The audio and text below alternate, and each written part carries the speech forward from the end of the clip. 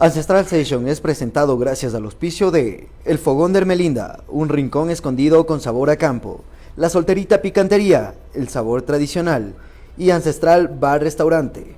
Queridos amigos, gracias por estar un día más en invitación de Olympus Producciones y por supuesto también Ancestral Session. Muchísimas gracias por acoger nuestras entrevistas de cada semana y el día de hoy tenemos un conversatorio con un personaje muy importante de aquí de Cotopaxi, Latacunga, como es Carlos Sandoval. Bienvenido a Ancestral Session.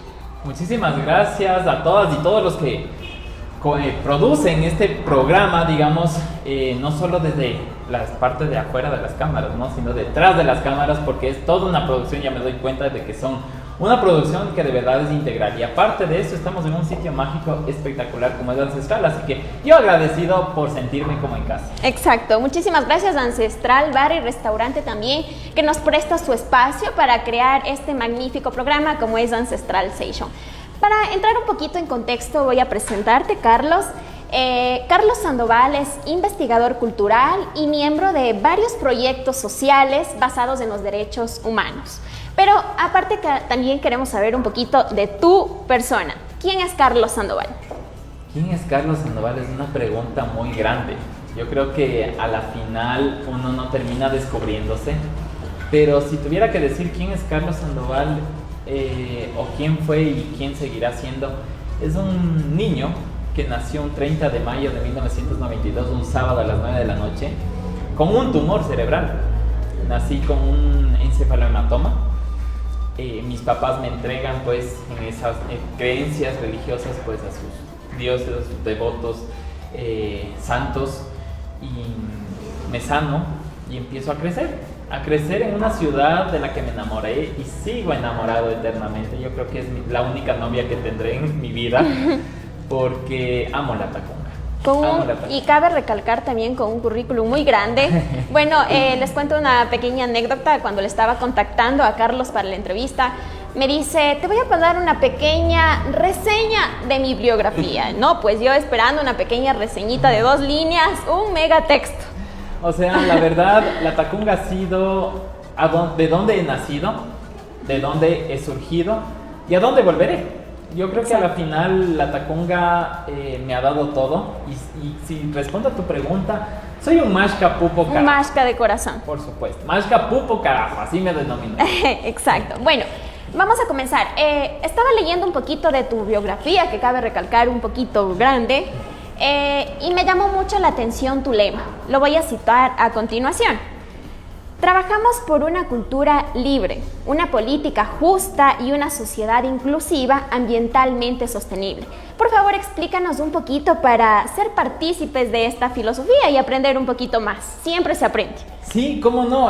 ¿Cómo nace este lema? Y lo voy a citar prácticamente textual, como me dijo una persona de mi familia: tú tienes que tener tu marca y tu nombre es tu marca. Y es ahí en donde yo empiezo a buscar cuáles son mis objetivos de vida. Claro, uno de joven quiere parrear, quiere tomar, quiere salir con sus amigos, quiere hacer lo que le da la gana, desobedecer a los papás. La rebeldía ante todo. Sí. Uno, si mira para atrás ya después de mis 29 años, yo digo, Dios mío, cómo le saqué carnas verdes a mi familia. Pero a la final uno tiene que tener claro a dónde va, claro en qué trabaja. Y justamente en este proceso de haberme formado en algunas escuelas de liderazgo, que más adelante hablaremos, tengo claro de que mi pasión primero son mis raíces. Mi abuela me decía, tú eres como una planta, si tú no te alimentas de tu raíz, jamás vas a crecer. Por lo tanto, lo primerito que dice esa frase es una cultura libre, porque la cultura no es de abolengo, la cultura no es de apellidos. La cultura no es solamente de las que tienen acceso, de las personas que tienen acceso a niveles altos de académicos, de estudios, ¿no?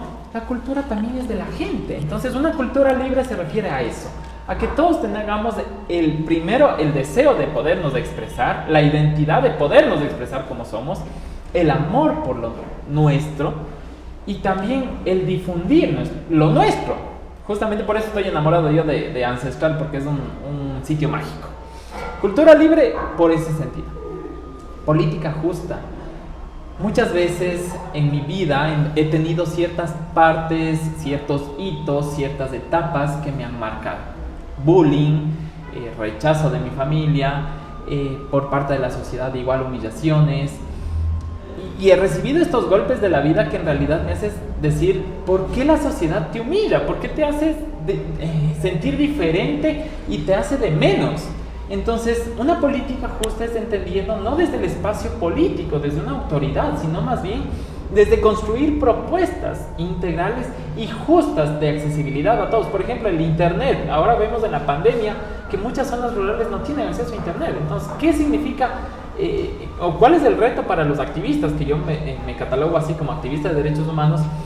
¿Cuál es el reto? Es generar estos mecanismos de accesibilidad al internet en zonas rurales. Entonces, eso se llama política justa, ¿sí? Ese es mi otro enfoque. El primero es la identidad, lo que somos, cómo somos y cómo nos expresamos. Segundo, acceder a todos los servicios, derechos humanos. Cultura libre, política justa, sociedad inclusiva. Sociedad inclusiva, ajá. Al ser inclusivos podemos hablar de muchos mecanismos, ¿no? Desde el lenguaje, ahora que hablamos del lenguaje inclusivo, el lenguaje de señas, exacto. Ajá, exacto. Hablar de la inclusión en temas de accesibilidad, por ejemplo, en arquitectura, en edificios públicos, si es que tienen rampas para personas con discapacidad. Si hablamos del tema inclusivo, en un tema de niños, niñas, adolescentes, adultos mayores, personas con discapacidad, personas de movilidad humana, personas de diferentes géneros, accesibilidad a los servicios. Entonces, yo creo que la sociedad inclusiva es generar esta educación. Entonces, ese es mi tercer enfoque, educar. Educar, y más que todo también se podría decir abrir las mentes de las personas para crecer y desarrollarnos libremente con nuestros pensamientos y que respeten nuestra palabra, ¿no es cierto? Exactamente, y educarnos, ser y expresarnos de que en un ambiente no solo de la naturaleza, no solamente de los ríos limpios, no solamente de las plantas, sino en un ambiente sostenible, que todo nuestro entorno también se vuelva algo que nos soporte. Exacto, al ambiente sostenible me doy. Nos dijiste que también eras un gestor cultural. Nosotros aquí los latacungueños, bueno, en todos los países y en todas las ciudades hemos visto que hemos estado viajando y saliendo de paseo con las familias, con los amigos. Como gestor cultural, ¿a dónde nos recomendarías visitar? Más que todo también para reactivar aquí el turismo en Cotopaxi. Bueno, el turismo en Cotopaxi es medio heavy, porque desde el 2015 se reactiva el volcán Cotopaxi y empieza una caída del turismo fatal. Tuvimos diferentes levantamientos, diferentes cambios de gobierno, diferentes cambios políticos, tuvimos el paro de octubre, tuvimos la pandemia. Entonces yo creo que Cotopaxi, si nos remontamos a la historia desde 1534, desde que tenemos el primer registro de la erupción volcánica, la Tacunga se ha mantenido siendo una ciudad de un solo piso, las casas antiguas, ¿no? Y siempre ha tenido más de 41 terremotos y erupciones volcánicas, si las sumamos, y ha sido que la gente ha sido resiliente y ha tratado de sobresalir, insistir en sus proyectos, en sus emprendimientos, en sus fincas. Y Cotopaxi siempre ha vivido históricamente a las faldas de un volcán, de un titán de los montes. Claro, como dice la Tacunga Pensil de los Andes, ciudad emprendedora. Exacto, ciudad emprendedora. ¿Por qué? Porque nosotros literalmente tenemos emprendimientos que, a pesar de que el tiempo no son sostenibles, ¿no? Pero sí tenemos proyectos que impactan, emprendimientos que impactan. Y aparte, la ciudad de la Tacunga se llama así, ciudad hospitalaria. Entonces, en el momento de decir que somos ciudad hospitalaria, ciudad en donde han venido personajes históricos, el turismo en la Tacunga, primero yo creo que le falta identidad. Le falta identidad a la ciudad. Claro, somos mashcas putas. Claro. Hasta ahí. ¿Y de dónde viene la machica? ¿De dónde, viene el mashca? De la machica. De la machica. Hasta ahí. Pero muchas personas no saben por qué nos dicen mashcas. ¿Por qué nos dicen mashcas? Es toda una charla que les podría dar, pero más allá de esto, machacana es moler y muchica es la piedra grande de molino. Entonces, machica o mashca significa eso, romper, resquebrajar, estar en contra de, gritar. Nosotros hemos visto los levantamientos indígenas han sido en su mayoría de Cotopaxi. Entonces, nosotros somos una gente aguerrida. El turismo en Cotopaxi no tiene identidad. ¿Por qué? Porque simplemente, ¿de dónde viene la palabra machica? De la mashca. La palabra mashca de la machica. ¿Y de la machica de dónde viene? De Egipto. Ya. de la cebada y luego vienen los jesuitas. Es una mezcla, se podría decir. Están total. Mezclando.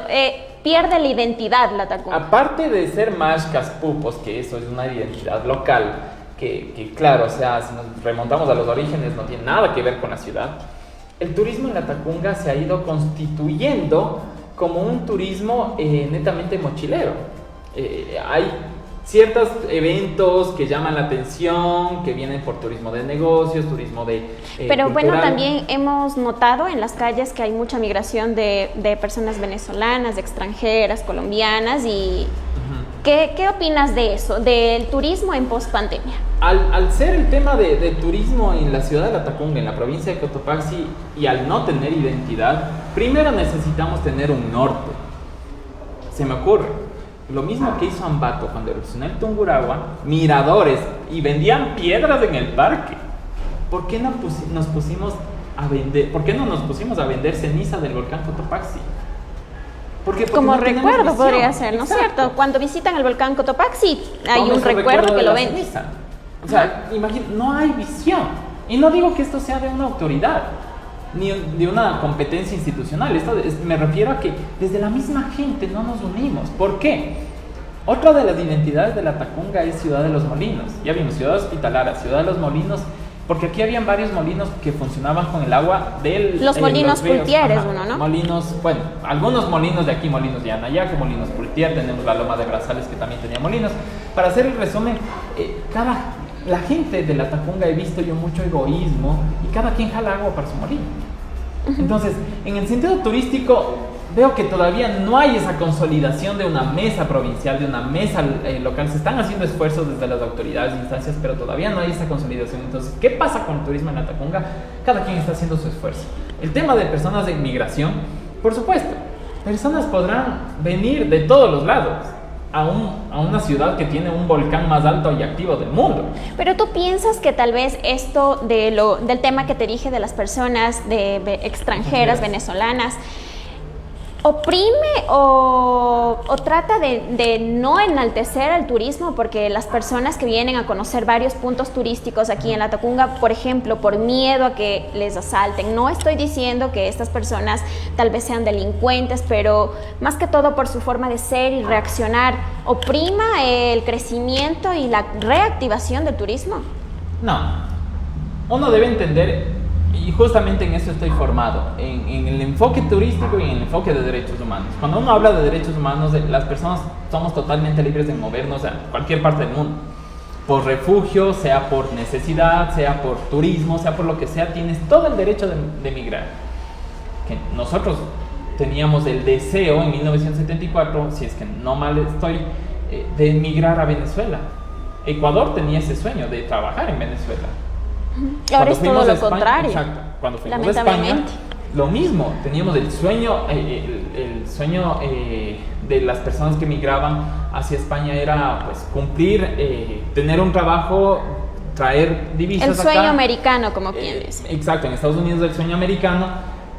Y claro, los ecuatorianos, no solo el Atacunga, los ecuatorianos, Sudamérica no tiene memoria. No tiene memoria cuando la vaca fue ternera. Si nos ponemos los jóvenes a opinar, opinemos desde lo que pasó antes también. Si hablamos de un tema turístico, antes también teníamos turistas. ¿Y por qué no estaba consolidado el turismo acá? Por lo mismo que la gente no se unía. Porque acá estamos hablando de un enfoque de que podría darle una mala imagen. Ahí en donde entra la autoridad y dice, a ver, señores, movilidad humana, no estamos hablando de una nacionalidad en específico. Señores, señoras, movilidad humana. Aquí interviene el municipio, ¿no es cierto? De todas las autoridades, aquí no solo interviene el municipio, todas las autoridades, desde el MIES, interviene la parte gubernamental y la parte de gobiernos locales. Entonces aquí está su espacio de albergue. ¿Qué hemos hecho? Y justamente quiero hablar desde la parte personal, de donde ahora yo trabajo. ¿Qué hemos hecho desde la prefectura, viceprefectura, que lo hemos integrado en el enfoque de derechos y turismo? Justamente esos, en el mes. perdona que te corté, Ajá. en esos enfoques también se une la cultura, por supuesto, Claro. también el turismo y la cultura. Ajá. ¿Qué actividades está realizando la Tacunga o qué actividades tienen un futuro en realizar conjunto con la Casa de la Cultura Núcleo de Cotopaxi? Ya, es interesante porque antes de tener todo un contexto de mi formación, ¿no? Siempre estuve apegado a mis principios, y mis principios era valorar a la gente, quien sea.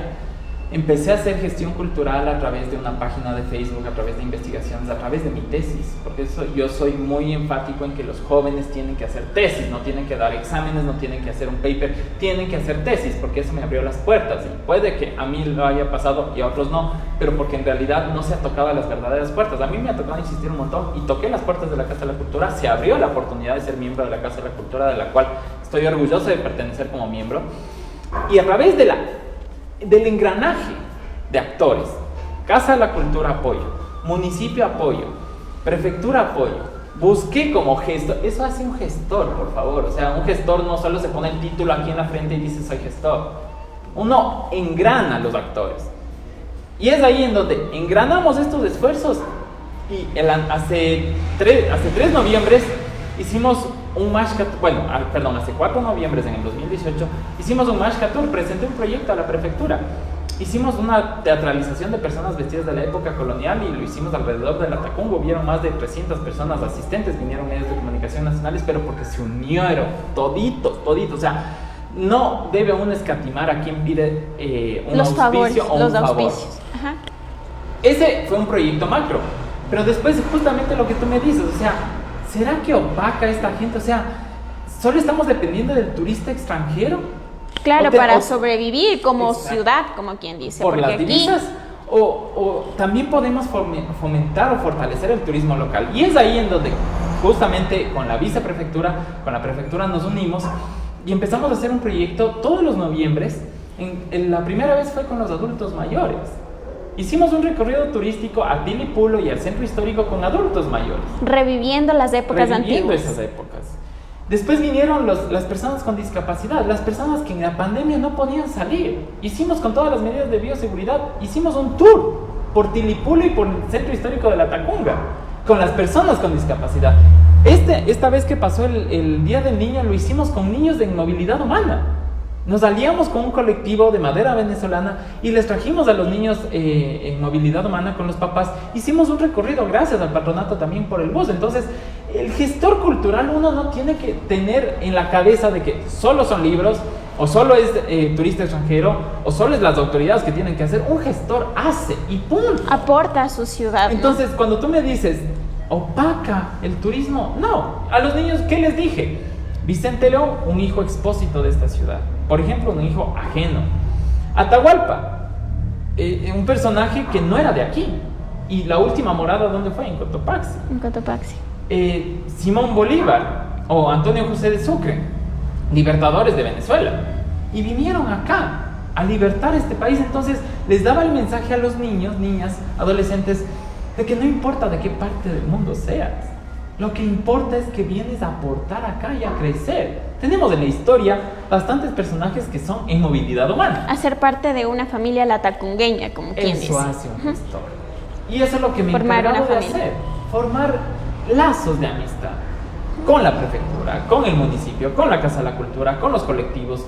Eso he hecho y he hecho también gracias a otros apoyos, ¿no? A los medios de comunicación como ustedes que nos ayudan a difundir. No, sí, y de hecho también hablando sobre los lazos familiares que creamos aquí en la ciudad, lamentablemente no hemos podido realizar nuestra festividad, como siempre lo hacíamos todos los años, de la Mama Negra. Y para cerrar como broche de oro, quería hacerte esta pregunta que tú me dijiste que es súper buenísima, de cómo interviene con la equidad de género y por supuesto también con la cultura.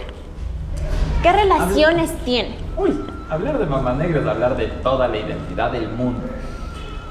Recuerdo cuando tuve la oportunidad de hacer una guianza turística a unos antropólogos de Alemania, aquí en el centro histórico, y justo estaba la Mama Negra pasando.